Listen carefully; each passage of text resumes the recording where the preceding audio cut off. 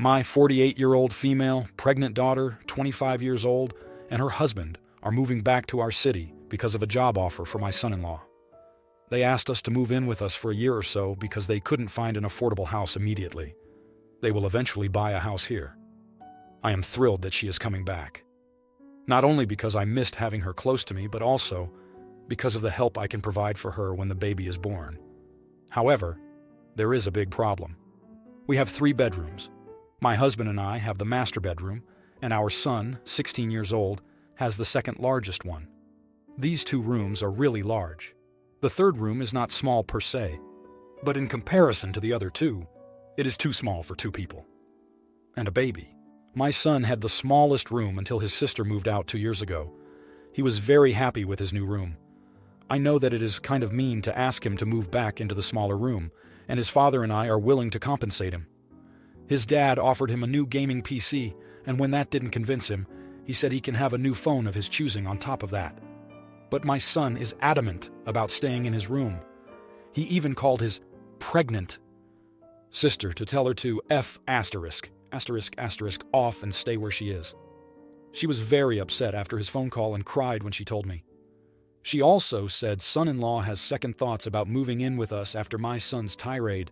Today I told him to start moving his stuff into his old room and informed him that we ordered an iPhone 15 Pro for him and that his dad will buy him any PC he chooses. He was furious and accused me of playing favorites. I tried to explain to him that the circumstances demand this and that his sister's needs have priority over his wants, but he refused to listen. He stormed out of the house a few hours ago and won't answer my calls.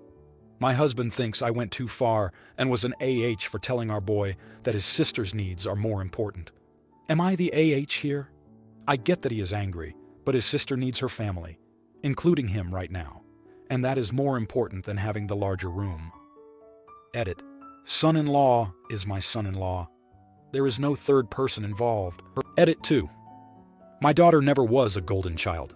She was always there for her brother and cared for him, and I love and treat my kids equally.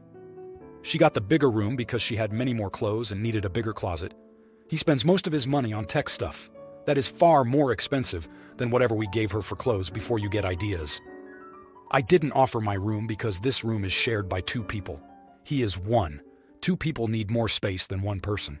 Now, here are the comments. Comment 1. You're the idiot. I was very split. This is one of those life just isn't fair circumstances. Until that last line. His sister needs her family right now. Why? She is 25, she is married, she is having a baby, and only relocating for a job. She isn't going through some harrowing experience, she is making life choices. This one brings her closer to you, and it's pretty clear that is the only thing you are thinking about. The baby. My daughter is back. I'm a grandma. Son is over here like, okay, good to know. They are only moving back in for a year. They can survive in a smaller room. Sure, it is more convenient for them to have a larger room, but it is remarkably inconvenient to move your son back and for 3 times in 3 years into the larger room when she left, back to the smaller room, then back again when, if they leave in a year. She doesn't have needs either. She also has wants. They don't need to move in. They want to do so to save money. Great. But a bigger room for them isn't a need either. And then, of course, you are just beside yourself that your son would yell at a pregnant woman. Just by reading closely, you are pretty transparent here. My guess is, while you welcome your daughter back into the nest, you are not going to have your son around much in the future. Comment 2. You're the idiot. For his entire life, the son had a significantly smaller room. Why? The oldest sibling got the larger room. Okay, fair enough. But not only did she have it growing up, she had it until she was 23. Why not let him have had it when she was 18/19? Now 2 years later, she wants to move back, and you want to give her the bigger room. Look, I get it. It makes more sense logistically. But she already had the room for years while your son had the smaller room. You said the room isn't that small. You should be able to make it work. I am thrilled that she is coming back, not only because I missed having her close to me, but also because of the help I can provide for her when the baby is born. So why don't you and your husband give up your room for your son? Why should your 16-year-old son have to suffer? Comment 3. You're the idiot. You've shown your son for all of his life who the golden child is, and it's not him. He finally gets the chance to enjoy a perk, the larger room, and you yank it away from him because your golden child is coming back home. And then you can't understand why he isn't happy with your pathetic bribes. Try making him feel special for once, instead of trying to buy his compliance. Why don't you and your husband move to the smaller room and give your daughter and son-in-law your room? After all, it's only for a year. Surely that is a sacrifice you should be willing to make. After all, shouldn't your golden child's needs take priority over your wants? Now for the next story. I am a 29-year-old female who used to be in a relationship with a guy a few years ago. He was everything to me. Words cannot describe how much I loved him. We are Asians and love marriages are not that common in my country, but we were determined to make it possible. It was a really toxic affair because he used to make me do all his work and fulfill all his needs. Basically, I was performing all the wifely duties without being an actual wife. He dumped me 3 years ago because his parents found a potential bride for him and he could not let them down. I was shaken. He was from a rich family, and I come from a humble background, but I never ever took a single penny from him or asked for any expensive things. Once, during our final year of college, we both needed better laptops due to assignments and projects, but my parents weren't able to afford them at that time, but his father gifted him a more expensive one. I was upset, and let me be very clear, I was not jealous of him. I was just upset that we couldn't do anything about my laptop. But instead of supporting me, he said, "Girls are liabilities, boys are assets, and of course your parents won't invest in a liability." We had a huge argument after this because I am a single child and I know my parents love me. Fast forward to now. He is divorced and has a 1-year-old daughter with his now ex-wife. I, on the other hand, am thriving in my career and have no plans on getting married. After 3 months of him begging me, my friends, and coming to my city, I agreed to meet him. He was hoping to reconcile, but I flat out told him to just leave me. And anyway, he has a liability to take care of now, in a sarcastic way. He got confused, so I reminded him about that incident. He got upset is an understatement, and he cursed me out in public. I got scared and left without even arguing. I have nothing against his child, but I think I did something absolutely wrong. It was not intended and happened in the heat of the moment. Now, here are the comments. Comment 1, not the idiot. And I was going to say otherwise, but you just repeated his words back to him. But why on earth haven't you blocked him? He begged you for 3 months? He couldn't have done that if you blocked him. Block him now. He may not try to contact you again. That may be the positive result of you angering him. But block him anyway. And tell your friends that anyone who passes a message from him will also be blocked. And that goes for anyone who keeps him updated on your life. Believe me, you don't need friends like that. Comment 2. Not the idiot. This guy may have been nice to you in the past, but he's a sexist jerk who was only nice to you in the same way you're nice to an appliance. In that you don't compromise its ability to work for you, but you still replace it when you want something better. So while calling his daughter that word might have been unnecessary, it showed him how he should feel if someone used his own words against someone he's supposed to care about. Comment 3. He's not mad about what you said. He's mad you didn't do what he wanted. He needs a nanny ASAP, and instead of agreeing to jump back into his life, you called him out. He responded by reacting so aggressively, you were afraid for your safety in public. Be grateful you dodged a bullet and never talk to that person again. Absolutely. Not the idiot. Now, for the next story. This whole thing started with 2 of my best friends marrying each other. The friends Chris and Zara are from different religions and cultures. Zara has Indian Muslim heritage. Me and Chris are both white English. As they are planning their wedding, I asked Zara why she's not having a big fat Indian wedding and getting married in the English way, as I was excited to go to one. Zara explained that she chose the wedding venue to be the church, as Chris grew up in the parish, and that as Muslim women couldn't marry out of the faith, she thought having a huge Indian affair was superfluous. I asked her to explain, and she said Muslim women are not allowed to marry men outside of the faith, and that she didn't want to do any pre-wedding rituals, only to have a civil ceremony. So far, so good, right? Her wedding, her choice, right? Now my issue is that my fiancé is a Tamil Muslim woman as well.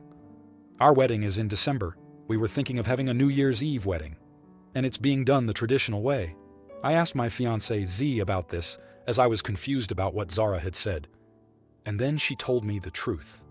She said that Zara isn't wrong, that Muslim women indeed cannot marry out of the faith, and that the priests don't usually legalize such a ceremony. I asked her, how are we getting married then, since we're having a traditional nikah ceremony? And then she tells me the truth. Z just says, well, you'll have to convert, but don't worry, it's just for posterity's sake. Lol, what? At this point, I'm shocked. I have been lied to and basically being led to a farce in the name of marriage? And the worst part is that Z was like, what's the big deal? Apparently, I just have to recite the religion's prayer and then I'll become Muslim in name and can marry her. She wants me to then go around pretending it never happened, unless it's in front of her family, of course. Now this caused the worst fight of our lives. I told her she's basically cheating me by doing this, not telling me beforehand. She still maintains that it's not a big deal. I ask her, why couldn't we just have a civil ceremony instead of this? Z says she didn't want to ruffle feathers in her family by doing this, that me converting for name's sake at the nikah was easier. And now I've packed up my stuff for the week and left home to live with a friend. I haven't been picking up her calls. A few strongly worded text messages were exchanged. Zara has been telling me that I should give it another chance as her family might be very strict and she might find it difficult to stand up to them, and that basically ghosting Z and flying off the handle on her was wrong. Although she does admit that lying to me wasn't very cool, I'm devastated. I don't know if I'm an idiot now, as I think I should at least have heard what Z wanted to say, and that maybe not communicating is a bad thing. But another part of me can't get over the betrayal. She completely lied to me. So Reddit, am I the idiot? Now, here are the comments. Comment 1, not the idiot. She lied to you, and this is a shitty situation. Is Z a practicing Muslim, or is it just her family? It could be if she is not very religious herself, that she really thinks a lip service by changing your religion seems not like a big deal to her. Or maybe she is afraid of her family disowning her if she is not doing this by tradition. Take the time you need, and best communicate that with Z, that you need time to think about this situation. Evaluate your relationship again, if you still love this woman, or if the lie changed too much for you, and you are not able to trust her anymore. If you can answer the question with, you still love her, try to talk to her.